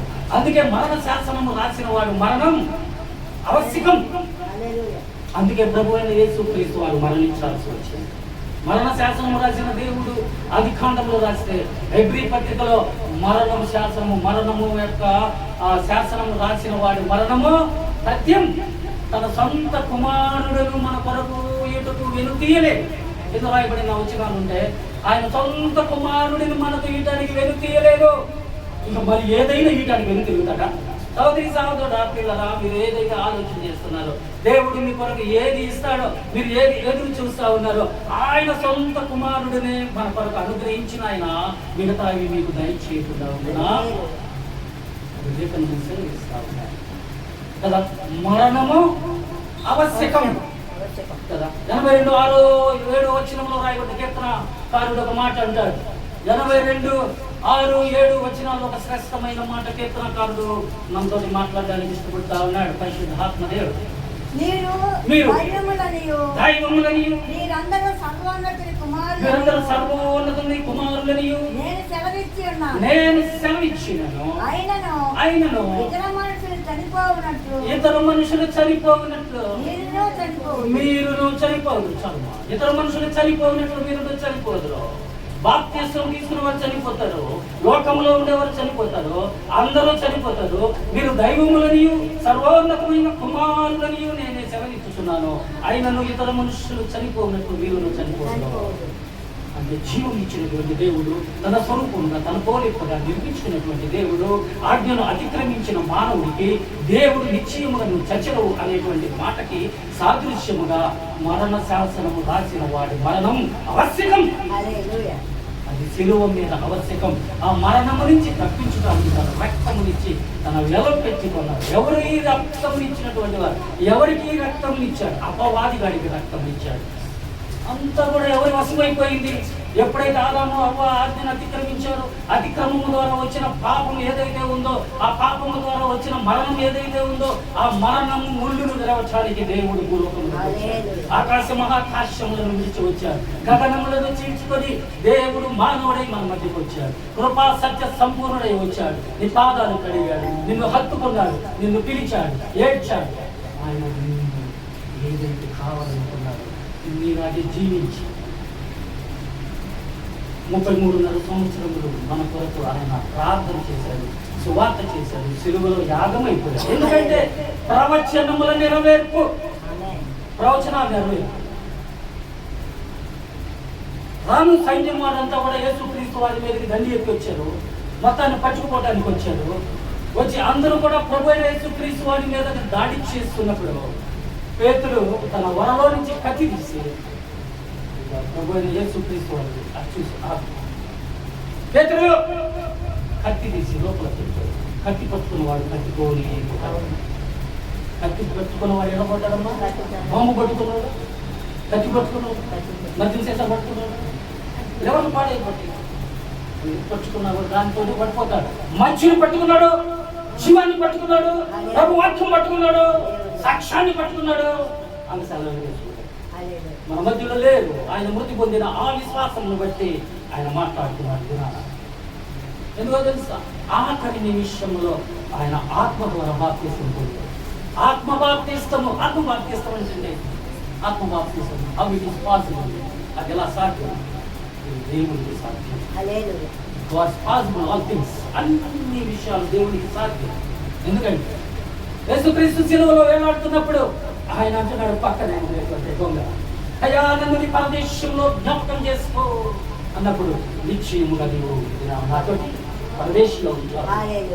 నిశ్చయముగా పరదేశంలో ఎలా ఉంటావయ్యా? ఈ దినాన పరదేశంలో ఎలా ఉంటావు? నువ్వే నాతో మరణం అయిపోతున్నావు. మరణం అయిపోయినటువంటి నువ్వు ఎక్కడికి వెళ్తున్నావు? మరణం అయిపోయిన నిన్ను ఎక్కడ పెట్టారు? అరిమతయ్యసేపు సమాధిలో పెట్టారు. మరి మీరు సమాధిలో పెట్టినప్పుడు సమాధిలో ఉంటావు కదా, మరి అక్కడికి ఎలా వెళ్తావు అన్నప్పుడు ఆయన ఎక్కడున్నాడు? ఆ 3 దినాలు చెరను చెరగా పట్టుకొని 3వ ఆకాశం మధ్యాకాశంలో ఉంచాడు. ఎక్కడ ఉంచారండి? మధ్యాకాశంలో ఉంచాడు. ఈ 3 దినాలలో జరిగినటువంటి సంభవాలలోనే ఆ మధ్యాకాశంలో ఉన్నటువంటి ఆ చెరను చెరగా పట్టుకొని పోయి అక్కడ తెచ్చినటువంటి దేవునితోటి వెంటనే తక్కువ దొంగ కూడా వెళ్ళిపోయాడు పరదేశంలోకి. రాయి తొలగించబడినది, సమాధి రాయి తొలగించబడినది. ఈరోజు క్రైస్తవం యొక్క గురి ఏమిటో తెలుసా? నీవు మృతి పొందినను ఆ విశ్వాసం ద్వారా మాట్లాడతావు. ఈ సమాధి రాయి దొల్లించబడుతుంది, ప్రభుతో లేచి నిలవబడతావు, ప్రభుతో సదాకాలము ఉంటావు, ఆయనతో కూర్చుంటావు. స్టెఫెన్ ఉన్నాడు. స్టెఫెన్ భూమి మీద అనేకమైనటువంటి సత్యము కార్యాలు చేశాడు. ఆయన మంచి పేరు, ఆత్మలోను జ్ఞానములోను మంచి పేరు సంపాదించుకున్నటువంటి 7గురిని మీరు ఎన్నుకోవాలన్నారు. అపోస్తలులైనటువంటి ఆదిమ సంఘంలో మొట్టమొదటిసారిగా సేవా పరిచర్య విస్తారంగా అభివృద్ధి చెందుతున్నప్పుడు మేము భోజన పదార్థాల దగ్గర ఉండి భోజనాలు వడ్డించమంటారా, వాక్యము చెప్పేటువంటి స్థితిలో ఉండమంటారా అని అనేక మందిని అడిగినప్పుడు, అయితే మీలో మంచి పేరు జ్ఞానము కలిగి ఉన్నటువంటి వారిని 7గురిని ఎన్నుకోమన్నాడు. 7గురులో ఒకడున్నాడు, స్టెఫెన్. ఆ స్టెఫెన్ మీద అపోస్తలులు చేతులు ఉంచి ప్రార్థించినప్పుడు బలమైన ఆత్మ అతని మీదకి దిగొచ్చింది. బలమైన ఆత్మ. తమ దేవునిని ఎరిగిన జనులు బలము కలిగి గొప్ప కార్యములు చేయగలరు. శృంగారపు దేవాలయం దగ్గర ఆ గుడి ముందు పడిపోయినటువంటి ఆ కుంటి వాడిని మా దగ్గర సేవకులు అంటున్నారు, మా దగ్గర వెండి బంగారం లేవు, మా దగ్గర యేసు నామముంది, ఆ నామమును బట్టి నీవు ప్రార్థిస్తున్నా, లేచి దిక్కున లేచి నిలిచి నడిచి గంతులేసి సమాజ మందిరంలో శీల మండలంలో బలం కలిగింది. మండలంలో బలం కలిగింది. బలము కలిగి గొప్ప కార్యాలు చేస్తారు. స్టెఫెను మీదకి దేవుని ఆత్మ ప్రోపరించినప్పుడు గొప్ప కార్యములు చేయడానికి దేవుని ఆత్మ అతని మీద తుల్లిగా అందరూ కలిసి ఏం చేశారు? అందరు దేవుని బలమైనటువంటి ఆత్మ అతని మీదకి దిగి వచ్చినప్పుడు ఆయన అంటున్నాడు, ఇదిగో నేను ఈ సువార్త ప్రకటిస్తున్నప్పుడు, ఇంకా గొప్పగా ప్రకటిస్తున్నప్పుడు వారు అంటున్నారు, ముష్కరులారా అంటున్నారు. స్టెఫెను ఏమంటాడు? వాళ్ళని ముష్కరులారా, ప్రవక్తలను చంపారు. పూర్వం ముందర మోషేని చంపారు, గొప్ప గొప్ప ప్రవక్తల్ని చంపారు, వాళ్ళని హింసించారు, వాళ్ళని కొట్టారు, మరణానికి అప్పచెప్పారు. అలాగే పరిశుద్ధాత్మని హేళన చేశారు. అంత మాత్రమే కాదు, ప్రభు అయిన యేసుక్రీస్తు వారిని కూడా చంపి మరణానికి అప్పచెప్పారు. అని స్టెఫన్ అన్నప్పుడు వాడు ఇంకా మండిపడి అతనిని ఈడ్చుకొని వెళ్ళి అతనితో రాళ్లతో కొత్తగా ఆకాశం వైపు తేలి చూడగా ఏమైపోయిందమ్మా? ఆకాశము తెరవబడింది. తండ్రి కుడి పార్శ్వమున ప్రభువైన యేసుక్రీస్తు వారు నిలిచి వెచ్చి నిలవబడ్డాడు. అలాగే చెప్పబడి ఉన్నాము. ఎందుకంటే నిలిచి నిలవబడిన దేవుడు ఒక సేవకుడి కోసము మానవుని జ్ఞాపకం చేసుకోవడానికి దేవాది దేవుడు ఆకాశ మండలముల కంటే విక్కి ఎత్తైన వాడు, పరంజి పాతములు కలవంటి వాడు, అగ్ని నేత్రములు కలిగినటువంటి వాడు మానవుని జ్ఞాపకం చేసుకోవడానికి ఏ పాటి వాడు ఆయన జ్ఞాపకం చేసుకొని తండ్రి కొన్ని పాఠ్యంలో లేచి నిలబడి కమ్మైస్తాను నీ సేవా దేవుడు పరిచయం పూర్తయింది, నా దగ్గరికి వచ్చి నీకు నేను కూర్చిస్తాను, నీకు నేను జీవితం ఇస్తాను అని లేచి నిలవబడ్డాడంట. అంటే మన ఇంటికి ఎవరైనా వచ్చారంటే మన చెప్తారు బంధువులు వచ్చినప్పుడు నువ్వేం చేస్తావు? లేచి నిలబడి కూర్చిస్తావు. లేచి నిలబడి నా కూర్చున్నావు అని కూర్చి ఇస్తావు. మన ఇంటికి ఎవరైనా శత్రువు అవుతున్నారా? నువ్వు మంచిగా కాదు. అటువంటి స్థితి ఎవరు కలుగుతుందంటే శత్రువు వచ్చినా మన ఇంటికి మంచి నిలిచేటువంటి స్వభావం మనతోటి మనం ఎవరైనా బంధువులు మన ఇంటికి వచ్చినప్పుడు కూర్చి ఇచ్చినటువంటి స్వభావం మనకి కలిగినప్పుడు ఆ స్వభావము ఒక సామాన్యుడి కోసం, ఒక చిన్నపాటి సేవకుడి కొరకు ప్రభువైన యేసుక్రీస్తు వారు లేచి నిలబడి కూర్చోయించారు.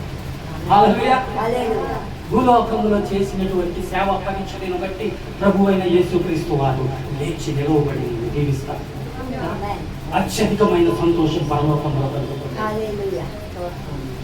మారు మనసు అక్కర్లేని 99 మంది నీతి మంతుల కంటే మారు మనసు కలిగినటువంటి ఒక్క పాపి విషయమై పరలోకమందు సంతోషం అధికమవుతుంది. దేవదూతలు చప్పట్లు బట్టి దేవుని నామని మహిమపరుస్తారు. ఇంకా సహోదరి సహోదరుడా, ఇంకా ఎంతకాలము దేవుని మహిమను చూడకుండా ఉన్నావు? ఆత్మతోను సత్యముతోను ఆరాధించవలసిన దేవునికి ఇంకా ఎందుకు దూరం అవుతా ఉన్నావు సహోదరి సహోదరుడా? ఇంకా నీటి ద్వారా బాప్తిస్మము తీసుకోవాలి. ఇంకా విశ్వాసి అయినప్పటికంటే ఇప్పుడు నీకు రక్షణ మరి సమీపముగా ఉన్నదని అంధకార క్రియలను విసర్జింపజేసి తేజో సంబంధమైనటువంటి యుద్ధోపకరణములు ధరించుకొని రక్షణ అనేటువంటి ముద్రను వేసుకో. ఇంకా ఎంతకాలం నిర్లక్ష్యం చేస్తావు? ఇంకా ఎంతకాలం దేవునికి దూరంగా ఉంటావు? మైక్ యంత్రంలో ఎంతమంది వింటూ ఉన్నారో వారందరూ కూడా ఇంకా ఆదరితో కూడా ఆటపాటలైన మొత్తైనను కామ విలాసములైనను కోతిరి చేష్టలైనను లేక జగడములు లేక మేము కలుస్తూ మెచ్చుకు ప్రభువైన యేసుక్రీస్తు వారిని ధరించుకున్న వారిని ఈ ప్రార్థన ప్రకటిస్తున్నాము. We preaching the God crucified. మేము సిలువ వేయబడిన క్రీస్తుని ప్రకటిస్తున్నాం. హల్లెలూయా. దేవుని నామమునకు మహిమ కలుగును గాక. చూడండి, ధనము వల్ల ఏ ఉపయోగం లేదు. ధనాపేక్ష సమస్త కీడులకు మూలం కొందరు దాన్ని ఆశించారు, విశ్వసించారు, విశ్వాసం నుండి పెరిగిపోయారు. నానా భాగంతో తమ కళ్ళుని పొడుచుకున్నారు, తమ కళ్ళుని పొడుచుకున్నారు, గుడితనాన్ని కలుగు చేసుకున్నారు, అంధకారాన్ని కలుగు చేసుకున్నారు. అంధకార క్రియలను విసర్జించాలి. ఏదో సంబంధమైన యుద్ధోపకరణములు అపవాదివాడి తంత్రాలు ఎదిరించడానికి సర్వాంగ కవచములు ధరించుకోవాలి. అప్పుడు దేవుని మూలముగా పుట్టిన వాడు తనను తాను భద్రం చేసుకుంటాడు. తనను తాను భద్రం చేసుకున్న వాడిని దుష్టుడు ముట్టడు. దుష్టుడు ముడతాడండి. దేవుడు భద్రం చేసుకుంటాడు. ఎలా భద్రం చేసుకోవాలి? పునర్జన్మ సంబంధమైన బాప్తిస్తమని స్నానం చేయాలి.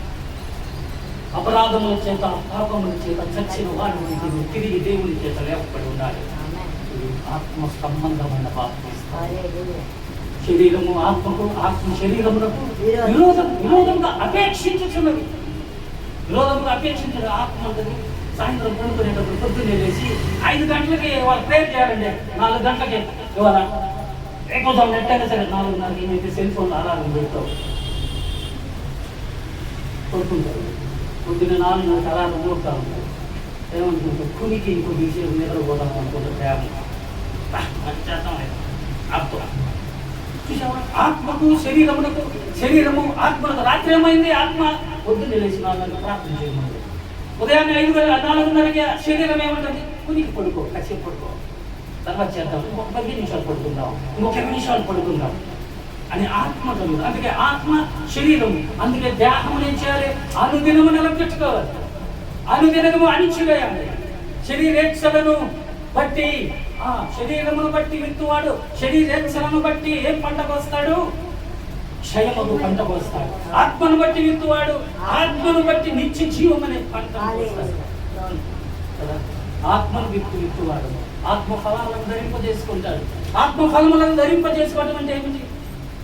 ప్రేమ, సంతోషము, సమాధానము, దీర్ఘశాంతము, దయాళత్వము, విశ్వాసము, ఆశా నిగ్రహము, ఆత్మీయతము, మంచితనము, ఇటువంటివన్నీ కూడా ఏం చేయాలమ్మా? మనం ఆత్మ ఫలాలు పొందుకోవాలి. కాబట్టి ఇది మనము ఈ వాక్యంలో భాగంలో చూస్తాం. ఒక నలుగురు ధనవంతులను నేను మీకు చూపిస్తాను. దానియేలు గ్రంథంలో నుంచి మనం వెళ్దాం, బయట ముందుకెళ్దాం. కొద్దిగా లూకా సువార్తలో నుంచి మనం చక్కగా కొద్దిగా బాగా నేర్చుకుందాం. జాగ్రత్తగా ఆలకించండి. మీ దృష్టికి తేవాలని పరిశుద్ధాత్మ దేవుడి దినాన్ని ఇష్టపడుతూ ఉన్నాడు. అంశాల జ్ఞాపకాలతో కూడికలో దేవుడి చక్కగా వాక్యానుసారంగా మాట్లాడి మీ స్థితులను, మీ ఆత్మలను బలపరచడానికి ఆయన హస్తం మీకు తోడుగా సమీపంగా ఉన్నది. కనుక మీ హృదయాలను అటు ఇటు తెప్పక వాక్యమునందు స్థిరపరచు. 12:16 మరియు ఆయన వారితో ఈ ఉపమానము చెప్పెను. ఒక ధనవంతుడు భూమి సమృద్ధిగా పండింది. ఎవరికమ్మా? ఒక ధనవంతుడికి భూమి సమృద్ధిగా పండింది. అప్పుడు అతడు నా పంట, ఫస్ట్ లైన్ ఏమన్నాడు? నా గుర్తుపెట్టుకోండి, నా పంట అండర్లైన్, నా పంట సమకూర్చుకున్నట్టు నాకు అమ్మ అక్కడ అండర్లైన్ చేయండి. నా పంట నాకు, తర్వాత నాకు స్థలము చాలదు గనుక నేనేమి చేతును, నేను తనలో తాను ఆలోచించుకొని నేను ఇలాగ చేతును నా కొట్లు విప్పి వాటికంటే గొప్పగా కట్టించి అందులో నా ధాన్యం అంతటిని, నా ఆస్తిని సమకూర్చుకొని నా ప్రాణముతో, ప్రాణమా అనేక సంవత్సరములకు విస్తారమైన ఆస్తి నీకు సమకూర్చబడినది, సుఖించుము, తినము, తాగుము, సంతోషించుము, చెప్పుకున్నాను కనుక నా ప్రాణమా. ఒక ధనవంతుడు ఏమంటున్నాడు? అన్ని ఏమంటున్నాడు? నా పంట సమకూర్చుకుంటా, నాకు స్థలము చాలు. ఏమమ్మా దేవుడిచ్చాడా? ఎవరిచ్చారు? ఇదంతా కూడా గమనించాలి. వాక్యము ఏమంటాడు? ధనవంతుడు ఏమంటాడు? భూమి మీద ఆకాశం కురిపించినది ఎవరు? దేవుడు. నీకు ప్రాణమునిచ్చినది ఎవరు? దేవుడు. నీకు ఊపిరినిచ్చినది ఎవడు? దేవుడు. నీకు సమస్తము సమకూర్చి ఇచ్చినది ఎవడు? దేవుడు. ఇవన్నీ దేవుడు నీకు ఇస్తే వాడేమంటున్నాడు? ధనవంతుడు ₹4 డబ్బులు ధనం కళ్ళకు కనపడగానే వాడేమంటున్నాడు? నా ధనం, నా కొట్లు, నా ఆస్తి, నేను అన్ని నేను నేను అనుకున్నావు పడిపోయినట్టే. నేను అనుకున్నావంటే నువ్వు ఆధ్యాత్మిక శక్తి నుంచి సాతాను గడి ఆ కౌగిలికి బంధకాల్లో పొందబడ్డాడు. నేను కాదు, నా దేవుడు. నువ్వు లేచినా, నిలుచున్నా, కూర్చున్నా, పడుకున్నా నీ వార్షికములు కట్టేది వాడి దేవుడు. ఈ పిల్లలకు వార్షికములు కట్టించు వాక్యము ద్వారా. నేను కాదు, నా కొట్లు కాదు, నా ఆస్తి కాదు, నా సంపాదన కాదు, దేవుడిచ్చాడు. వర్షము కురిపించిన దేవుడు, ఎండ కురిపించినది దేవుడు, మా తొలకరి వర్షము, కడవరి వర్షము కురిపించినది దేవుడు, పంట పొలాలను కురిపించినది దేవుడు. నా ఈల వేసి నా సైన్యములు పిలుస్తా. ఏంటి నీ సైన్యం? యెహోవా సైన్యం ఏమిటి? కందిరేగలు, పసర పురుగులు, వేటలు, దేవుడి సైన్యం. ఈల వేసి పిలుస్తా. నా అనుకున్నావా? పూరి చేస్తాడు దేవుడు. దేవుడిచ్చాడు. దేవుడు always the Holy Spirit in yourself. God is not given, never have that all the blessings. దేవుడు ఇవ్వనిది నువ్వు ఎప్పుడు కూడా దీవెనలు పొందుకోలేవు. కారణం దేవుడి హస్తం నీకు తోడుగా ఉండాలి. ప్రతి కీడు నుండి తప్పించాలి. ఈ సరిహద్దులను విశాలపరచాలంటే నేను అనేది స్వభావమును తీసివేయాలి. నా దేవుడి స్వభావాన్ని పొందాలి. నేను ప్రకటిస్తున్నటువంటి దేవుడి స్వభావాన్ని పొందాలి. చూడండి అంటున్నాడు, నేను నా కొట్టు, నా ఆస్తి. అదే ఇప్పుడే దేవుడిని ప్రాణములను అడిగితే ఒకరు లోకమంతను సంపాదించుకొని తన ప్రాణములు పోగొట్టుకునేది అంటే ప్రయోజనం? ఇదేం ప్రయోజనం? లోకంలో కాళ్ళు సంపాదించాడు, బట్ల సంపాదించాడు, గొప్పతనం సంపాదించాడు, రక్షణ సంపాదించాడు, ఏం ప్రయోజనం? బాప్తిసం పొందుకోవాలా, ఏం ప్రయోజనం? ఎంత కోట్లు సంపాదించి పోయినప్పుడు అపవాదిగాడి యొక్క బలము, అపవాది యొక్క కౌగిలికి నరకానికి అప్పచెప్పి పడిపోతున్నటువంటి స్థితి. అక్కడ అగ్నిహారము చాలు, అక్కడ పడిపోతాడు. దేవుడు తిరిగి లేచాడు, సమాధి రాయిని మొరలించాడు. ఇంకా సజీవులైన వాడిని మృతులను ఎందుకు ఎదుగుతున్నావు? ఆయన చెప్పినట్టే ఆయన లేచి ఉన్నాడు, అక్కడ లేడు. ఆయన చెప్పినట్లు. అందుకే ఈ దినాలు కూడా మృతి పొందినటువంటి నీ భర్త గారైనా సరే ఒక దినాన లేచి దేవునితో సదాకాలం ఉంటాడు. నీవు కూడా ఆయనతో కలుసుకుంటావు. చూడండి, ఈ ధనవంతుడు ఏమంటున్నాడు? నా నా నా అన్నాడు. మరొక ధనవంతుడిని చూద్దాం. ఈ ధనవంతుడికి పేరు రాశాడమ్మా దేవుడు. ఒక ధనవంతుడు అడిగి పేరు లేదు, ఊరు లేదు. ఒక ధనవంతుడి పేరు కూడా అవసరం రా. పరిశుద్ధాత్మ దేవుడికి దానికి ఇష్టపడాల. రైట్. ఒక 16 చూద్దాం. డాక్టర్ లూకా 16వ అధ్యాయం 19వ వచనం. ఇక్కడ కూడా ధనవంతుడు ఒకడున్నాడు, వాడికి పేరు లేదు. హల్లెలూయా. ధనవంతుడికి దేవుని దృష్టిలో పేరు లేదట. అతడు ఊదా రంగు బట్టలను సన్నపు నార వస్త్రమును ధరించుకొని ప్రతి జనము బహుగా సుఖపడుచున్నవాడు. లాజరు అను ఒక దరిద్రుడు ఉండెను. వాడు కురుకులతో నిండిన వాడై ధనవంతుని వాకిట పడి ఉండి అతని బల్ల మీద నుండి పడు రొట్టె ముక్కలతో ఆకలి తీర్చుకొని పోలేదు. లూకా 18 చదువుదాం ఒకసారి. లూకా సువార్త 18:18. ఒక అధికారి చూసి సద్బోధకుడా, నిత్య జీవమునకు వారసుడగుటకు నేనేమి చేయాలి అని ఆయన అడిగారు. అందుకు యేసు, నీవు సత్పురుషుడగు అని ఎలాగ చెప్పుచున్నావు? దేవుడు ఒక్కడే తప్ప మరి ఎవరు సత్పురుషుడు కాడు. 23వ వచనం చదవండమ్మా.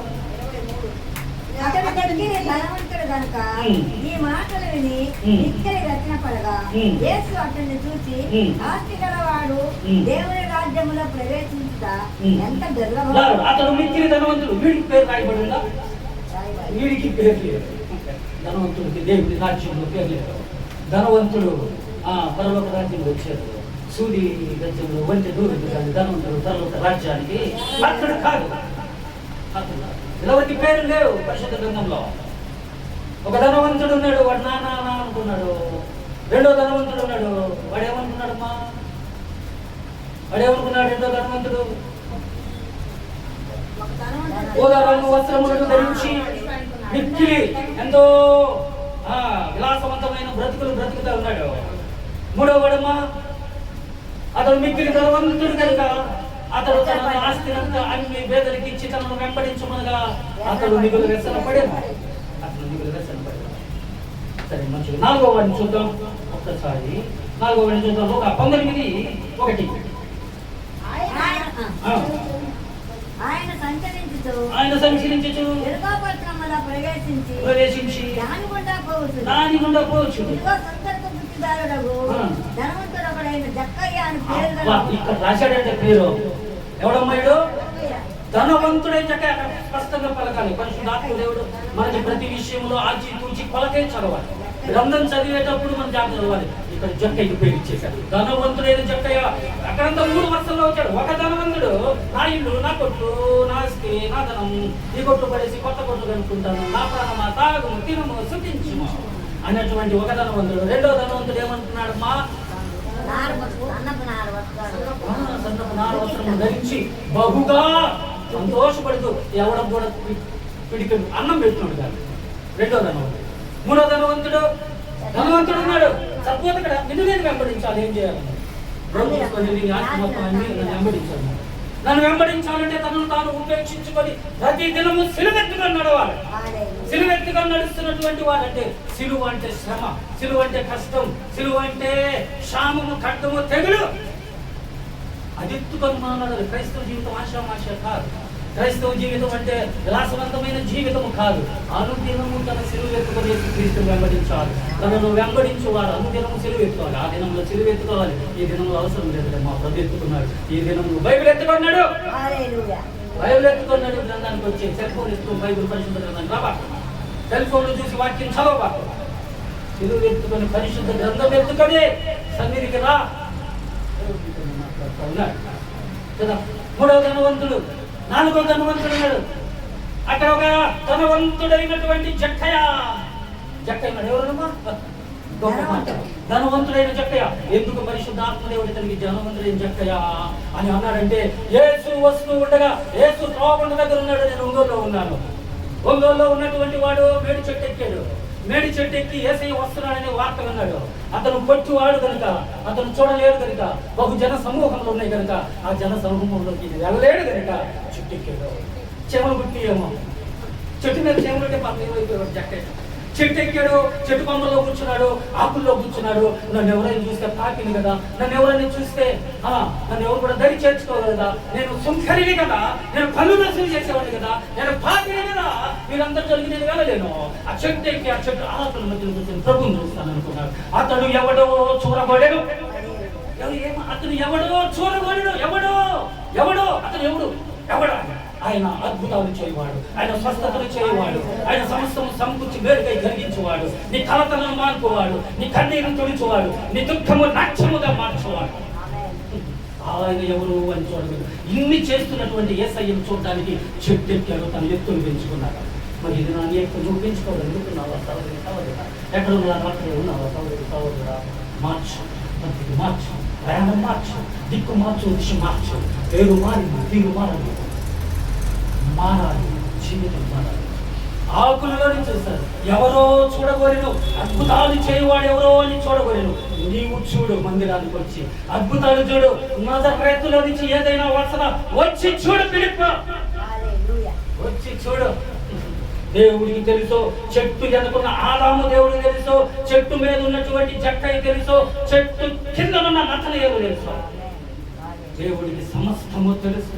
నువ్వు ఎక్కడ ఉన్నావో, నువ్వు ఏ చెట్టు కింద ఉన్నావో, ఏ చెట్టు మీద ఉన్నావో, ఏ చెట్టు వెనకున్నావో. అదమా నువ్వు చెట్టు వెనక ఎందుకున్నావు? సిగ్గు వచ్చింది, సిగ్గు తెచ్చిన వాడు, లోకానికి సిగ్గు తెచ్చిన వాడు నువ్వు. చెట్టు చాటున్న సంగతి దేవుడికి తెలుసు, చెట్టు మీద ఉన్న సంగతి దేవుడికి తెలుసు. చెప్పయా, చెట్టు కింద ఉన్న నతనయేలో తెలుసు. నజరేతు నుంచి నేను వస్తుందా? నజరేతు నుంచి నా రక్షకుడు నా ప్రభు యేసుక్రీస్తు యాకోబు దండ ఇశ్రాయేలు చూడవచ్చు. చూడండి ఎంత చెప్పండి. ధనవంతుడైన జక్కయ్యకు ఎందుకు జక్కయ్య ధనవంతుడు అని పేరిచ్చాడు పరిశుద్ధ ఆత్మదేవుడు అంటే? అతడు వాక్యం ద్వారా పట్టబడ్డాడు, తనకు మారు మనసు కలిగింది, అతను అబ్రహాము కుమారుడైపోయాడు, సొంత కుమారుడైపోయాడు, యేసయ్యకి సొంత కుమారుడైపోయాడు. ఎందుకంటే ఆయన అన్యాయముగా సంపాదించి తిరిగి ఇచ్చేశాడు, 4 గింతలుగా సంపాదించింది పేదలకి ఇచ్చేశాడు. ఇక నేను ఖాళీ, నా చేతులు ఏమీ లేవు, నా చేతుల్లో యేసయ్య నేను యేసయ్య చేతిని పట్టుకున్నాను. ఇక అప్పుడు ప్రభు అంటున్నాడు, ఇతను అబ్రహాము కుమారుడే, ఇతని ఇంటికి రక్షణ వచ్చింది. ప్రభు నీతో మాట్లాడుతున్నాడు, నీ ఇంటికి కూడా త్వరలో రక్షణ. నీకు దేవుడు అత్యధికమైన ఆశీర్వాదాలతో నింపి ఈ వచనంలోనే దేవుడు నీ మనస్సును మార్చి దేవుడు నీకు రక్షణ ఆనందాన్ని కలిగించి ఉన్నతమైన స్థితి. ఇంకా ఎంతకాలము నిర్లక్ష్యం చేస్తారు రక్షణ, ఇంకా బాప్తిస్తము తీసుకోకుండా, దేవుని రక్షణ పొందకుండా పగలు గడిచిపోయి, రాత్రి కాలం గడిచిపోయి, పగలు నీకు సమీపంగా ఉంది. ఇంకా ఎంతకాలం అంధకార క్రియలు, పాత జీవితాలు, పాత బ్రతుకులు, ఇంకా అంధకార సంబంధమైనటువంటి క్రియలను విసర్జించే. రాత్రి పోయింది నీ జీవితంలో, పగలు నీకు సమీపంగా వచ్చింది. ప్రభు వ్యక్తులు యేసుక్రీస్తు ధరించు శరీరేచ్ఛలను కొనక శరీరం నుండి ఆనందపడక ఆత్మనందు విశ్వసించు. విశ్వాసమనున్నది నిరీక్షించు వాటి యొక్క నిజ స్వరూపములు. ఏంటమ్మా, విశ్వాసం లేకుండా దేవుడికి ఇష్టం ఉంటావా? అసాధ్యం కదా. మంచిది, ముందుకు వెళ్దాం. వాటి భాగంలో సమయం 2 మరి పిల్లలు ఉన్నారు, ఆకలించారు. మరి మంచిది. మరి 16వ అధ్యాయంలో ఒక మాట చూద్దాం అమ్మా. 19వ వచనం నుంచి ఒక మాట చదువుదామా? 19వ వచనం మీరందరూ అమ్మా చూడండి అమ్మా. ఒక 16వ అధ్యాయము 19 నుంచి చదువుతున్నాను. అతడు ఊదాలకు బట్టలను సన్నపు నార వస్త్రములు ధరించుకొని ప్రతిదినము బహుగా దుఃఖపడు చుండువాడు. లాజరు ఒక దరిద్రుడుండెను. అమ్మా, ఎవడు వీడు? లాజరు అనేటువంటి దరిద్రుడు. ఒక గృహం ఉంది, ఒక గృహంలో ధనవంతుడు ఉన్నాడు. ఆ ధనవంతుడు ఇంటి వాకిట్లో ఎవరున్నారమ్మా? దరిద్రుడైనటువంటి లాజరు ఉన్నాడు. ఆ లాజరు ప్రతిదినము వాడి ఇంటి ముందు ఉన్నాడు. అయితే వీడేం చేస్తున్నాడు? చక్కని ఇస్త్రీ బట్టలు వేసుకుంటున్నాడు, చక్కని సన్నటి నారపు దుస్తులు ధరించుకుని వాడి ముందు అటు ఇటు తిరుగుతున్నాడు. చక్కగా సుఖానుభవాలన్నీ అనుభవిస్తూ ఉన్నాడు. వాడికి ఏ రోజైనా నా ఇంటి ముందు వాడు బాధపడుతున్నాడే, వాడికి చిన్న సహాయం చేద్దామే, వాడికి అంత పచ్చడి అన్నం పెడదామే అనేటువంటి స్థితి లేకుండా వాడి పక్కనే తిరుగుతూ ఉన్నాడు. వాడికి గాయమైపోయి, కురుపులైపోయి, వాడిని విచారించు వాడు ఎవరినూ కూడా లేరు. వాడి దరిద్రుడై ఉన్నాడు. అంటే ఎక్కడ దరిద్రుడై ఉన్నాడు అమ్మా? ఎక్కడ దరిద్రుడై ఉన్నాడు? ఏ లోకంలో దరిద్రుడై ఉన్నాడు? భూలోకంలో దరిద్రుడై ఉన్నాడు. భూలోకంలో ధనవంతులైన వారు ఏం చేస్తారు? యెహోవాలో ధనవంతులైన వారు గర్విష్ఠులు కాక అస్థిరమైనటువంటి ధనమునందు నమ్మిక ఉంచక స్థిరమైన ధారాళముగా దయచేవాడు దేవుని యందు మీరు సూర్యుడి అని నేను మీకు ఆజ్ఞాపిస్తున్నాను ఇంకోటి చెప్తాడు పౌలు గారు అంటారు. అస్థిరమైన ధనం నుండి నమ్మకం ఉంచుకోదు తిమోతి. సమయమందు అసమయమందు ప్రయాసపడు, నీకు నీతి కిరీటం దేవుడు ఇస్తాడు. మంచి పోరాటం పోరాడు, మంచి విశ్వాసములు కాపాడుకుంటుంది, మంచి పోరాడుతుంది. నా కొరకు కడముక్తి ఇచ్చింది, నా కొరకు నీతి కిరీటం ఉంచబడినది. ఆ కిరీటము ప్రభు యేసునందు, ప్రభు దినమందు ఆ కిరీటము నాకే కాదు, తమ ప్రత్యక్షతను అపేక్షించి అందరికీ అనుగ్రహిస్తాడు. అందరికీ ఆ కిరీటం అనుగ్రహిస్తాడు.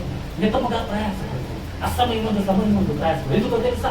దైవావేశం వలన ఏర్పడిన లేఖనాలు మిమ్మల్ని ఖండించడానికి, గద్దించడానికి, బుద్ధి చెప్పడానికి, హెచ్చరించడానికి ప్రయోజనకరమైనవి.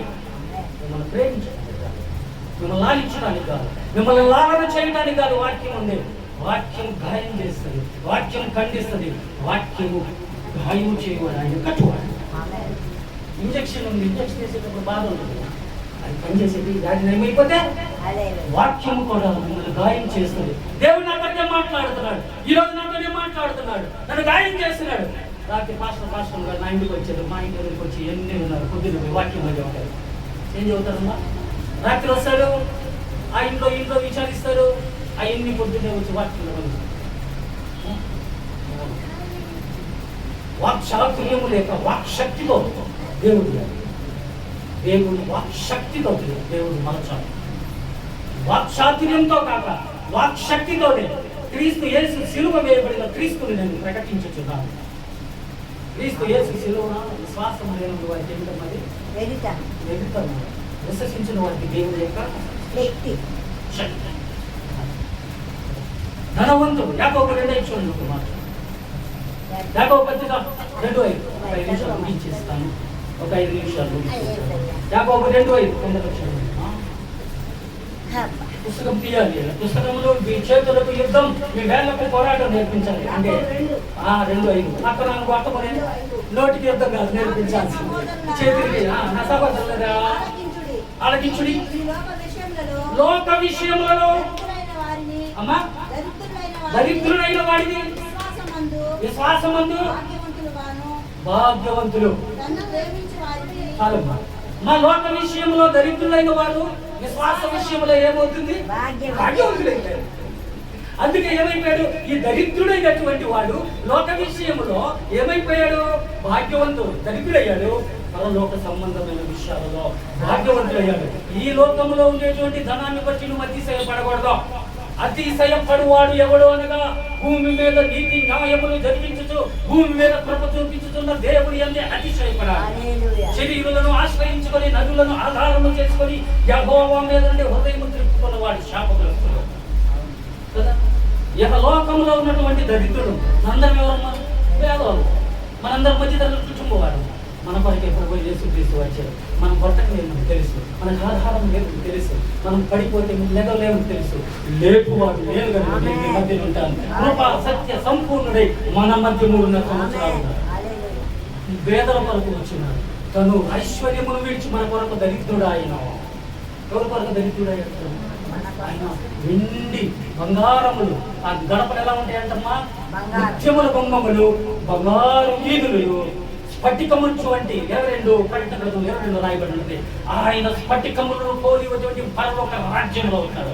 ఆ రాజ్యమును విడిచి ఆకాశ గగనములను చీల్చుకొని ఆకాశ మండలం కంటే మిక్కిలి ఎత్తైన వాడు మానవ అవతారం ఎత్తి ఎందుకు వచ్చాడు? మానవుని అవతారముగా నీ మీద ఏలుబడి చేస్తున్న మరణాన్ని అణచడానికి, మరణపు యొక్క ముళ్ళును మెరకటానికి, మరణమాని ముళ్ళు ఎక్కడ, నీ విజయం ఎక్కడ అని మరణాన్ని ప్రశ్నించడానికి, మరణము యొక్క బలము గలవాడిని అనగా అపవాదిని జీవిత కాలమంతయు మరణ భయములకు దాస్యముగా లోబడిన వారిని విడుదల కలిగి చేయడానికి ఆయన రక్త మాంసంలో కాలిపడాడు. ఎంత మాత్రమో దేవదూతల స్వరూపం ధరించుకొని రాలా, అబ్రహాము సంతాన స్వభావము ధరించుకొని భూమి మీదకి వచ్చాడు. ఇతను అబ్రహాము కుమారుడే, ఇతను ఇంటికి రక్షణ వచ్చింది. ఇది ప్రభు. ఎందుకంటే ఇతను అబ్రహాము కుమారుడే అంటే యేసుక్రీస్తు వారు అబ్రహాము కుమారుడే. మత్తయి సువార్త 1:1 రాయబడి ఉంటుంది. అబ్రహాము కుమారుడైనటువంటి దావీదు కుమారుడైనటువంటి యేసుక్రీస్తు వంశావళి. ఎక్కడి నుంచి వస్తాడు? ఇతను అబ్రహాము కుమారుడు. ఎందుకంటే ఇంటికి రక్షణ వచ్చింది. ఎవరింటికి? చక్కయ్య. ఇతను అబ్రహాము కుమారుడు. అక్కడ ఒక ఆమె ఉంది, ఈమె అబ్రహాము కుమార్తె అంటాడు.